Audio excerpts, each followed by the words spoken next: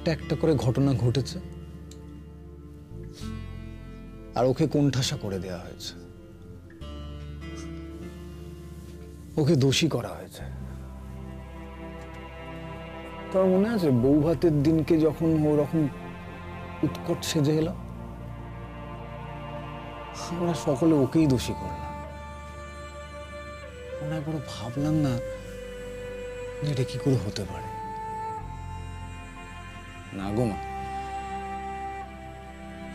তোমার কোনো কিছুই আর কাজে লাগবে না, বুঝলে? ডক্টর মীনাক্ষী গাঙ্গুলির সব কনফিডেন্স আর কোনো কাজে লাগবে না। যে কোনো জিনিস ভেঙে ফেলা খুব সহজ না, কিন্তু করা সহজ নয়। আমি যখন ভাঙছিলাম নীল, তুমি তখন কি করছিলে? ভাঙছিলে না গড়ছিলে, নাকি নিজের সুবিধার দিকটা দেখছিলে?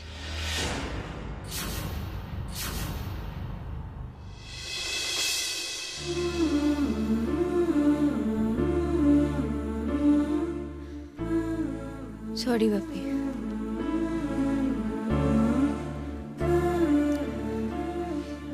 পৃথিবীর সব থেকে বড় ক্রাইম কি জানো বাপি? একটা মানুষের বিশ্বাস ভঙ্গ করা। একটা মানুষের যখন বিশ্বাস ভঙ্গ হয়, সে ভেতর থেকে একেবারে মরে যায়। আমরা হয়তো সবসময় তাকে দেখে বুঝতে পারি না, কিন্তু সেই মানুষটা আর আগের মতন থাকে না। আমাদের সামনে শুধুমাত্র একটা মৃত্যু শরীর ঘোরাফেরা করে। অনেক ঝঞ্ঝা কাটিয়ে বুঝি এলে সুখের বন্দরেতে, জলের তলে পাহাড় ছিল,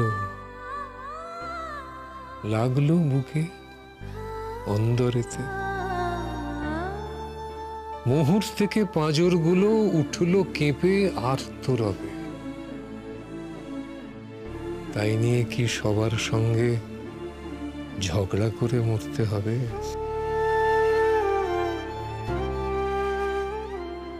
ভেসে থাকতে পারো যদি, সেইটে সবার চেয়ে শ্রেয়। না পারো তো বিনা বাক্যে টুপ করিয়া ডুবে যেও। এটা কিছু অপূর্ব নয়, ঘটনা সামান্য খুবই। শঙ্কা যেথায় করে না কেউ,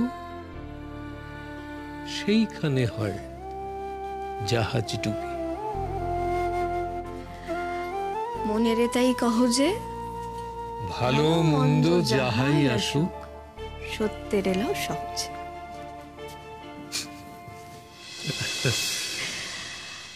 সত্যি বাপি, কি সত্যি না কথাটা? শঙ্কা যেতায় করে না কেউ, সেইখানে হয় জাহাজ ডুবি। ভয়ঙ্কর সত্যি কথাটা, তাই না? মেঘ, তুই কি একবার নীলের সঙ্গে কথা বলবি? কথা বলার হলে কি বলতাম না বাপি? নীলের সঙ্গে তো আমার রোজই দেখা হয় ইউনিভার্সিটিতে, কিন্তু ওর সঙ্গে কথা বলার প্রবৃত্তিটাই আমার আর নেই। দেখ, তুই ওর ক্লাস করছিস না, ওর সঙ্গে কথা বলছিস না, পরে কখনো আফসোস হবে না তো যে একবার কেন কথাটা বললাম না? কি কথা বলবো বলো তো নীলের সঙ্গে? হ্যাঁ, আমি কথা বলতাম, একবার তো কথা বলতাম সব কিছু শেষ হয়ে যাওয়ার আগে, যদি না মাঝখানে এই ঘটনাগুলো ঘটে যেত। তবে ওরা হঠাৎ করে কেমন আমাকে ভগবান ফিল করাচ্ছে,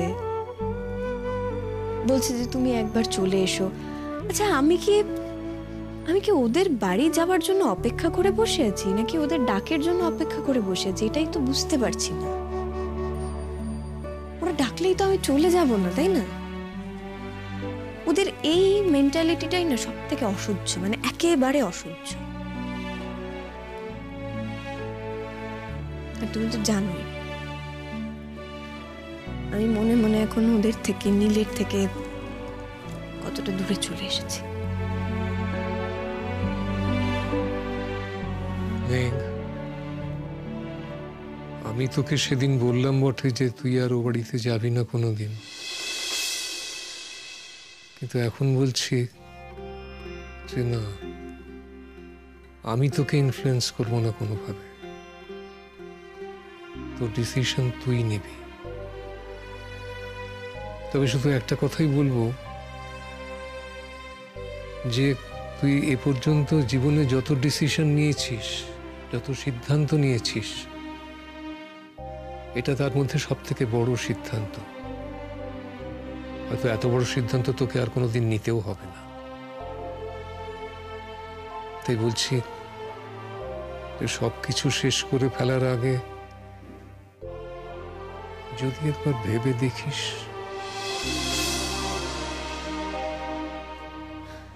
আমি আমার সিদ্ধান্ত নিয়ে ফেলেছি বাপি। তুমি যাবে তো সেদিন আমার সঙ্গে? হ্যাঁ, নিশ্চয়ই যাব। আমি হয়তো কখনো দুর্বল হয়ে যেতে পারি, তুমি কিন্তু আমাকে একেবারে শক্ত করে ধরে রেখো বাপি। কি হলো, চুপ করে আছো কেন এখন নীল? বলো বলো, তুমি তখন কি করছিলে? আমি নয় ভাঙছিলাম, হ্যাঁ আমি অন্যায় করছিলাম, কিন্তু তুমি তুমি কি করছিলে? ময়ূরী আমার পছন্দ করা পাত্রী, তাকে তুমি এক কথায় বাতিল করে দিয়ে মেঘকে বিয়ে করলে, আর আমাকে একবার বলার প্রয়োজন পর্যন্ত মনে করলে না। ব্যাস এইটুকু? তোমার ইগো এত বড়? আমি তোমাকে জানাইনি বলে তুমি এ বাড়িতে মেঘের পায়ের তলা এতটুকু জমি পেতে দিলে না? আমার না জানানোটা এত বড় হয়ে গেল না মা? নীল, এটা দোষারোপ করার সময় নয়।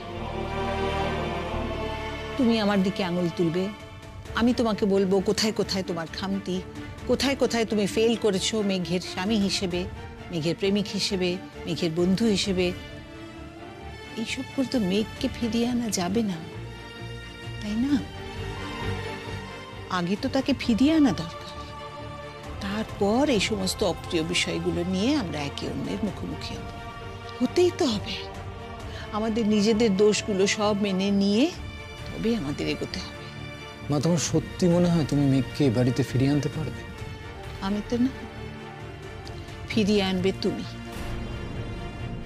আর আমি সেই দিন যে কাজটা নিজের মনের ভেতর থেকে করিনি, সেই কাজটা করব। মেঘকে আমি নিজে হাতে বরণ করে নেব এই সংসারে, আর সে তার যোগ্য সম্মানে আসবে আমাদের এই সংসারে। আর এইবার আমি আমার নিজের করা সমস্ত ভুল সব শুধরে নেব, প্রায়শ্চিত্ত করব। আর এই বাড়িতে যদি কেউ তার এতটুকু অসম্মান করে, তাহলে তাকে আমি ছেড়ে দেব না, সে তুমি হলেও না। এই এত সবকিছুই তো হবে মা ও যখন এ বাড়িতে আসবে, কিন্তু মেঘ তো এ বাড়িতে আসবেই না। আমি জানি ও আর কখনো এ বাড়িতে আসবে না। আমি জানি সে আসতে চাইবে না, তীব্র ক্ষোভ আছে তার, এবং তা উচিত কারণেই আছে। কিন্তু আসতে যে তাকে হবে, আমি বললাম তো, আমি না, তুমি নিয়ে আসবে তাকে।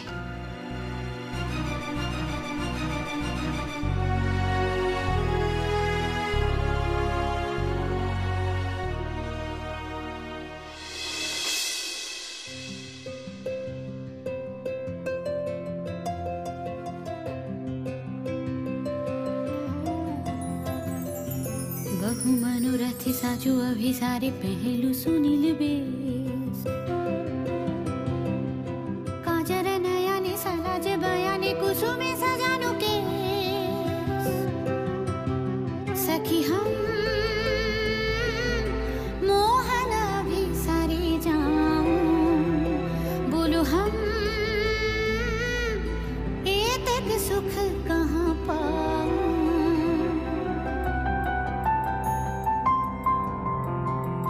কোর্টে দাঁড়িয়ে তো বলতে পারবে না যে তোমার বয়ফ্রেন্ডের সঙ্গে তুমি সম্পর্ক রাখতে পারছিলে না, সেই জন্য। যমুনার পার গহন আধার ঘন নেই পবন মাঝে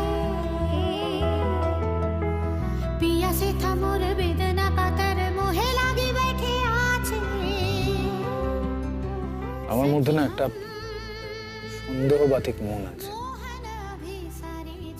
আর সেটাকে আমি মাঝে মাঝে কিছুতেই কন্ট্রোল করতে পারি না। সুখ কাহা পাওয়া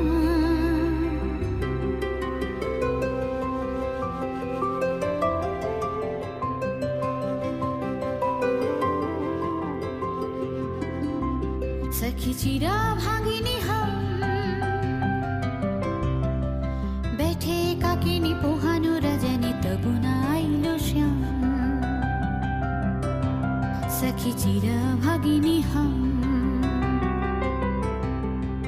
कृष्ण कजल पिघल सजल नयन निरधारी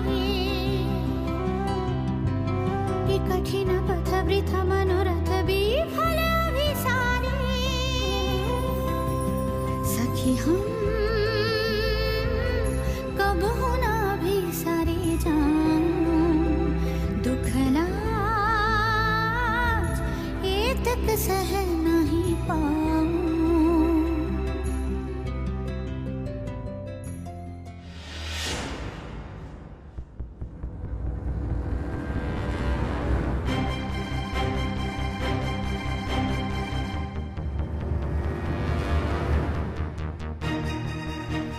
না মেঘ, না মেঘ, না, আজ তোমার আমার সম্পর্ক শেষ হতে পারে না, আমি কিছুতেই শেষ হতে দেব না। মেঘ, মেঘ, আমরা একসঙ্গে বাঁচবো বলে এসেছি, আমরা একসাথে বাঁচবো, আমরা একসাথে কাঁদবো, ভালোবাসবো, আনন্দ করব, ঝগড়া করব। মেঘ, তুমি ছাড়া নীলের কোনো অস্তিত্বই নেই, একেবারেই নেই। মেঘ, আমি শুধুমাত্র তোমার, তুমিও শুধু আমার।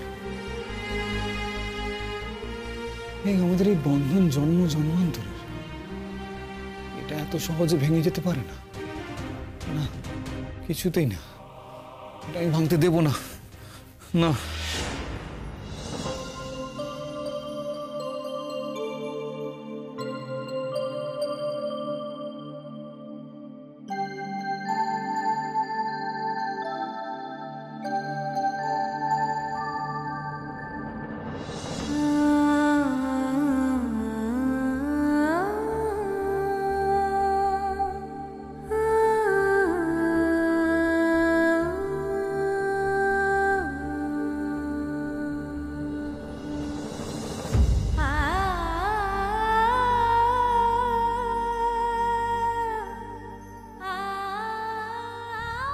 ব্যাগ গোছাচ্ছিস যে, আজকে তো তোর ইউনিভার্সিটি যাওয়ার নেই। মা তুমি ভেতরে এসো, বসো তো। সাবধানে। তোমার সকাল থেকে মাথা ঘোরাচ্ছিল, তুমি আবার উঠে কেন আসতে গেলে? ঠিক আছে, আমি একদম ঠিক আছি। আমার তো মুক্তিও নেই আর মরণও নেই, আর মরণ হবেও না আমার। এই জন্মের করা সব ভুল, সব পাপের দেনা তো এই জন্মেই শোধ করে যেতে হবে না। মা তুমি কেন এরকম ভাবে বলছো বলো? তার কেনই বা এরকম ভাবছো? কেন ভাববো না বলতো? কেন ভাববো না? কি করেছি আমি সারা জীবন ধরে? আমি শুধু অপাত্রে স্নেহ দান করেছি, শাসন না করে শুধু প্রশ্রয় দিয়েছি। আমি তোর কাছে খারাপ মানা?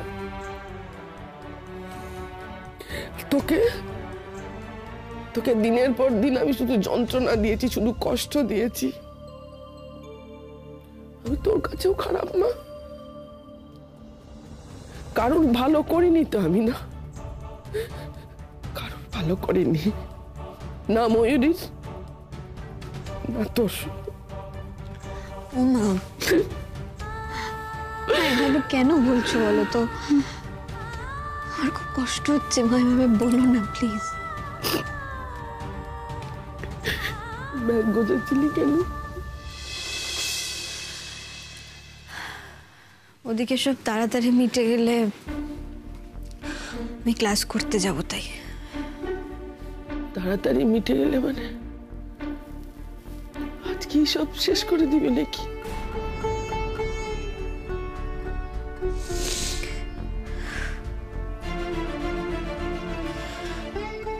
আজ তো শুধু শৈশবুতের দিন, সবকিছু অনেক আগেই শেষ হয়ে গেছে মা।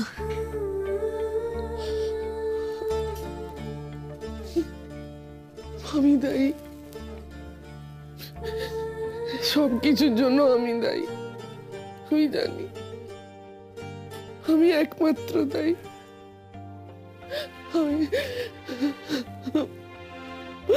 আমি মহাপাপী মেঘ।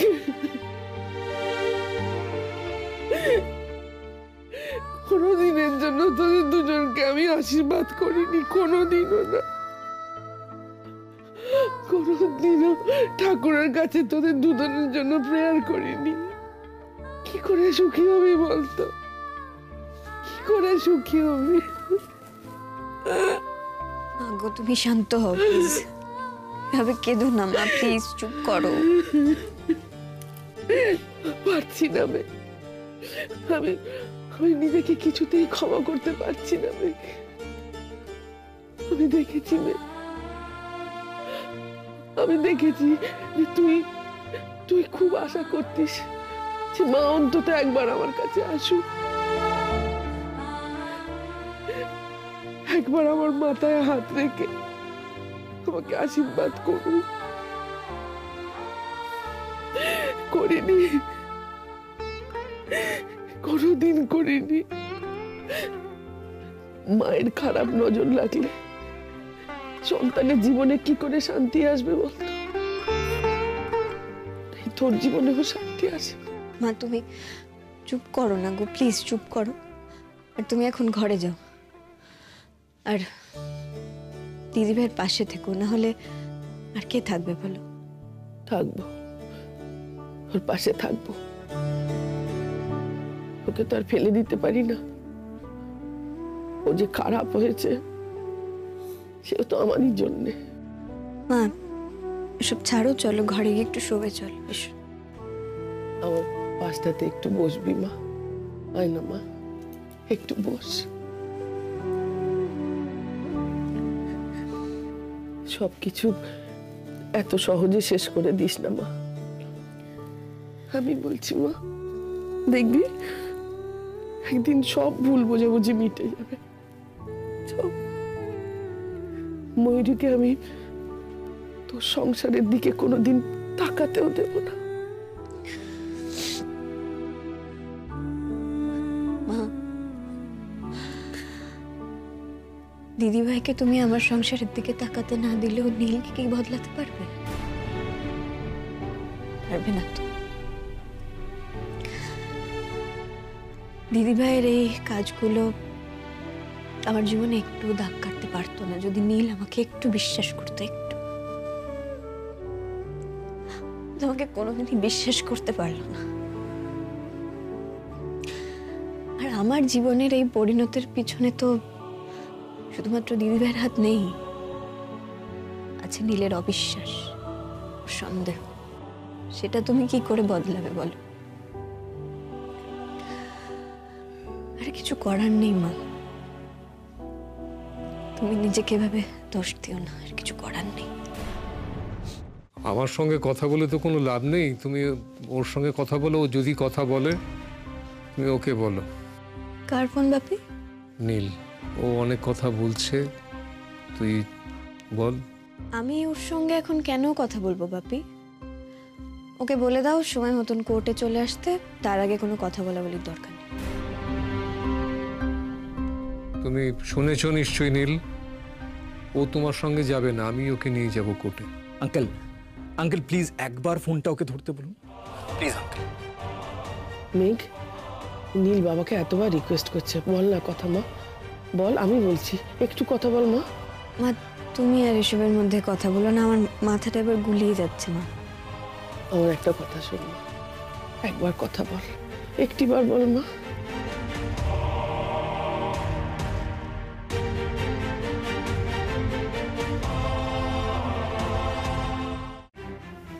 তোমরা কোথায় যাচ্ছ মা? তুই ফোনে কথা বল না, তোর বাবার সাথে আমার একটু দরকার আছে। সাবধানে ওঠো, সাবধানে ওঠো।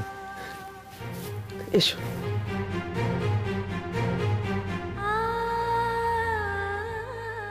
কি চাই? তোমাকে চাই। নীল, তোমার কি সত্যিই মনে হচ্ছে যে এরকম কথা বলার মতন সম্পর্ক আমাদের এখন আছে? দেখো, তোমার কিছু বলার না থাকলে তুমি ফোনটা রেখে দিতে পারো, কিন্তু এরকম ফালতু কথা বলে আমার সময়টা প্লিজ নষ্ট করো না। মেঘ, একটা ছোট্ট অনুরোধ। আমরা তো আর দুজন দুজনের পথে আসবো না। তুমি সেদিন বললে না যে আমাদের শুধু কিছু ভালো মুহূর্ত আছে, কিন্তু সেই মুহূর্তগুলো এতই ছোট যে স্মৃতি হয়ে ওঠেনি। যা বলার আছে সেটা একটু তাড়াতাড়ি বলবে, আমাকে বেরোতে হবে আসলে। মেঘ, আজ তুমি আর আমি তো একই পথের যাত্রী। হ্যাঁ, কেবল আজ কেন, সে তো আমরা প্রতিদিনই যাই ইউনিভার্সিটি। সেটা নিয়ে তো কাব্য করার কি আছে? কাব্য করছি না মেঘ, কিন্তু সেই যাওয়ার আজকের যাওয়া কি এক? যেটা বলার সেটা বলো না নীল, প্লিজ। আমার এত সময় নেই। আমি জানি মেঘ, তোমার সময় নেই, তাড়া আছে। হ্যাঁ আছে, আর তারাটা কেন সেটা তো আমার থেকে ভালো তুমি জানো। নতুন জীবন শুরু করার তারা।